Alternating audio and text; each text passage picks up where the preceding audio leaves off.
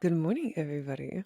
Welcome to the Icon Edit, the show where we are becoming unbelievably gorgeous and disgustingly overeducated. Welcome to my new recording space. I would say this is pretty officially permanent. If any of you listened to my Phoenix Protocol episode, my creating a new identity with change, this was a big part of the change. I've been moving the past couple of weeks, which has been a little crazy, but if you listen to my episode, I really used it to my advantage. I used all the little tips, nicks, tips, tricks, and what have you.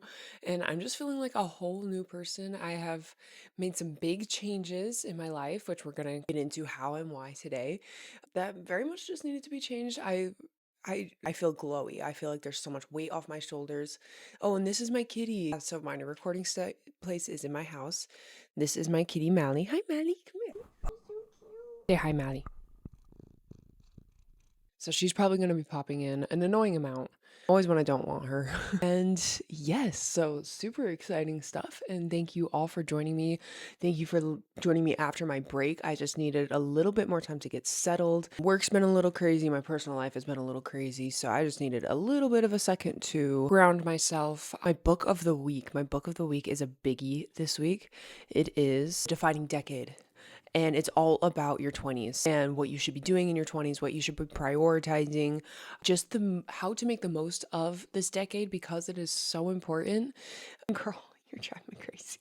Here, come right here. Come sit right here. Come here. Just sit down. Just sit down. I feel like in my 20s, I've been a little lost. I have always been in a big existential crisis and just finding purpose and identity. There's just so much in this decade, and I feel like we don't get addressed very often. Feel like me at all. You should go watch that episode because it is amazing. Or not watch that episode. You should definitely read this book. I needed to do something about this one. Hold on. Holy cow, sorry guys. I feel like every new space I record in always has its weird little issues, and this is the first time that my little kitty is the issue, and she just wants so much attention right now. So we're just gonna work around it. Let's get into my subject of the day because this subject is so important, especially for us women. I feel like this is not something we're taught enough, and I needed these tools as somebody who always likes or has always liked to be the good guy, has always been the person who wants to be liked.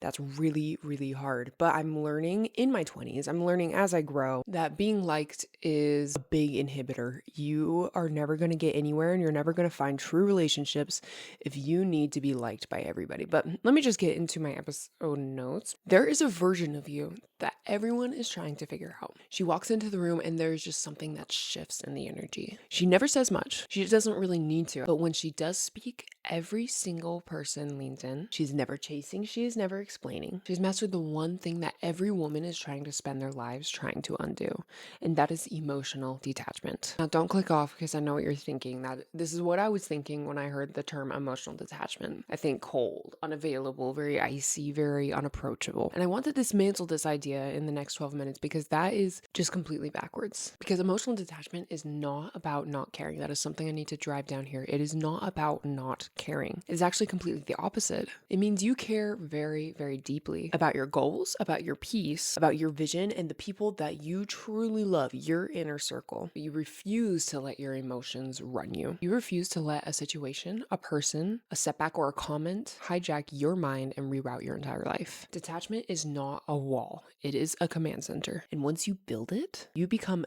dangerously competent. You attract everything that you have been chasing, and you become the kind of woman that people talk about years after they have met you. So let's get right into it. Let me tell you guys, this is the biggest toolkit as a people pleaser, as somebody who is just, I feel like my school was tied to my identity when I was heavy in school.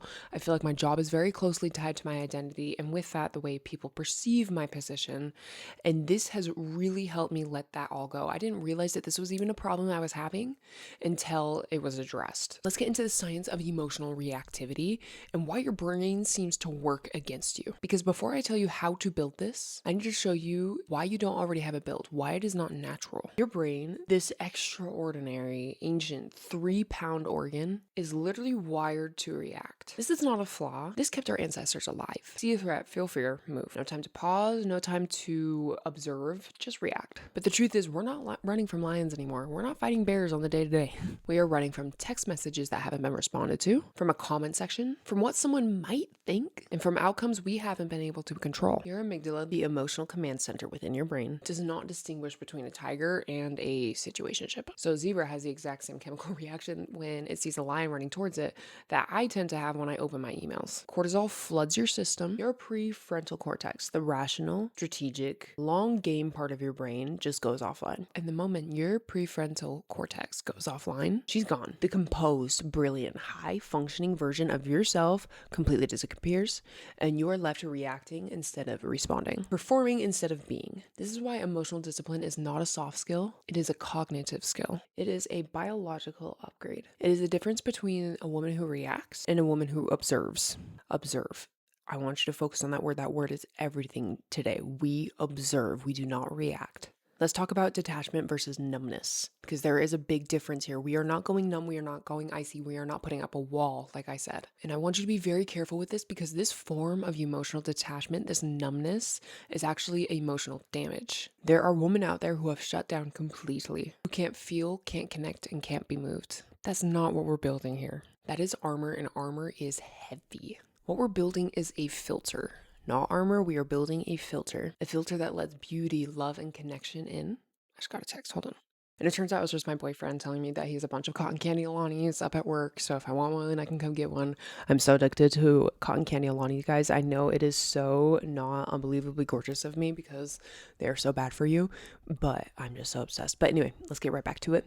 This filter lets beauty, love, connection, all of it in, but it catches the chaos. It catches the spiraling. It catches the 3 a.m. mental arguments with someone who is sleeping peacefully. Does that happen to you guys? Because that happens to me so often. I literally wake up at 3 a.m. mid-conversation and I'm just bantering in my head, and I just lay there awake for till about 4:30, and then by the time my alarm goes off at 5:30, I'm back in REM sleep and it ruins my whole morning. Think of it this way. Back to it. Think of it this way. A river runs through rocks, right? The rocks don't stop the river. They shape it. They give it direction, force, intention. Without the rocks, the river just floods everything. Emotional detachment is your rocks. You still flow, you still feel, but you move with direction and intention. You do not flood. The emotional detached woman is not cold. She is very controlled. And control in a world of constant noise is the most magnetic quality a person can possibly possess. And I think that's why in these superhero movies, there's chaos. Buildings are falling down. The bad guy is coming at them and they are just so stoic. We naturally see them as somebody important, as somebody attractive, as somebody we want to be around. Let's get into the psychology of unpredictability and why this makes you magnetic. Because as soon as you have this emotional control, this emotional detachment, you become unpredictable. Let me get into why. Unpredictability is inherently attractive. The brain is a pattern recognition machine. It is always trying to predict. It is always trying to categorize. It wants to solve everything it encounters. And when it cannot, when something defies easy categorization, it leans in. Your brain leans in. It becomes obsessed. It cannot stop thinking about it. This is called the variable reward mechanism. This is the same psychological principle that makes slot machines so addictive. When reward is unpredictable, when you can't fully anticipate what is coming next, your dopamine system fires harder and more frequently than it would for something that is guaranteed. Now apply that to a woman. When a woman is not oversharing, over-explaining, reacting to everything, showing her full hand at every moment, the brain reads her completely. The pattern is solved, and solved patterns become boring. They lose that neurological pull. But the woman who is composed, who chooses what she reveals and when, who responds rather than reacts. The brain cannot fully read her. What a brain cannot fully read, a brain cannot stop thinking about. This is what being mysterious without being awkward, cold, because I think a lot of people confuse mystery with just distance, and they don't do it right. This is what real mystery is. Your emotional detachment is not repellent. It is your magnetism. It is your mystery. Let me get into some of our feminine icons who understood this concept, seems like intuitively. First, Angelina Jolie. This woman, in the height of her cultural power, she could walk into any room and say absolutely nothing and demand everything, and everyone would just give it to her. She understood intuitively something that most people take decades to learn. Gosh, my cat's driving me crazy. Kitty situation is going to be something I'll figure out for future episodes. But anyway, she understood intuitively something that takes most people decades to fully learn and apply. She understood that you don't need to be the loudest in the room to be remembered. Presence is always more seductive than performance. She moved through the world like someone who has already decided who she was and was simply letting everyone else just figure it out. Another perfect example from this is Maddie from Euphoria. She is so good at restraining her emotions at the right time, choosing the right words to say, staying quiet in the right moments, having that emotional discipline when it seems like everybody else is falling apart. I think that's why the internet, why we are all so obsessed with her, and we don't know her next move. We never do, but she does. And we all are just leaning in, waiting to hear what she has to say, waiting to see what she does next. She is a perfect pop culture example of this entire concept. Another example would be our beautiful, incredible icon, Cleopatra. We have studied Cleopatra extensively here. If you haven't already, go check out my Cleopatra part 1 and 2. They were so fun. It was back when I first started the show, way back about a year ago. Cute little baby Monet talking about the icon that kind of started this show altogether. I had an obsession with Cleopatra, and I decided I want to be like that. I want to be someone who is very seductive, but at the same time very calculating, very smart, known for her intelligence and her beauty and her vocal, or not vocal, but oral, this sounds bad now, her diction and the way she speaks and the way she can command a room. I want that. I want to be Cleopatra. Cleopatra is the perfect example of what we're talking about today. She understands the same principle as Angelina Jolie, but she weaponized this so deliberately. The moment that Caesar felt secure, she became cold. Because as we all know, she roped in the most infamous Casanovas of all time. Caesar could have had any woman he wanted in all of Rome or anywhere he went, apparently. He believed he was a god. He was portrayed as a god. He was the emperor, but he was obsessed with Cleopatra. Why? The moment Caesar felt secure, Cleopatra would turn cold. The moment he felt he had her completely, she became untouchable. The Art of Seduction by Robert Greene notes this beautifully, and I know The Art of Seduction is controversial. I do not agree with all of its teachings, messages, what have you, but it did get this right in my opinion. A woman who is continuously changing before your eyes and who will never fully let you in creates a gravitational pull that a fully known woman, that a fully open woman simply cannot generate. And I want to make it clear, these women are not playing hard to get. They're genuinely hard to get. They know their worth, and they're very selective about who they give their energy to, who they open themselves up to, because they are so invested in their own interior lives. They're so anchored in their own vision that chasing approval from others simply is not an option and a complete waste of their time. And I want to make it clear, this isn't strategy. This is a standard that you need to have for yourself. Now let's get into the manifestation angle of everything. I've talked about manifestation in the past, and this is actually really big in manifestation, this detachment, this emotional discipline. Let's get into why. Emotional detachment is directly connected to manifestation and the law of attraction, and not in the way that the wellness internet sells it. Here is what most people get wrong about manifestation. They vision board, they affirm, they say the right words, but they are emotionally attached to the outcome. They need it. They're anxious about it. They keep checking for evidence that it's coming. That anxiety, that need is the frequency that we are actually broadcasting. Not abundance, not confidence, desperation.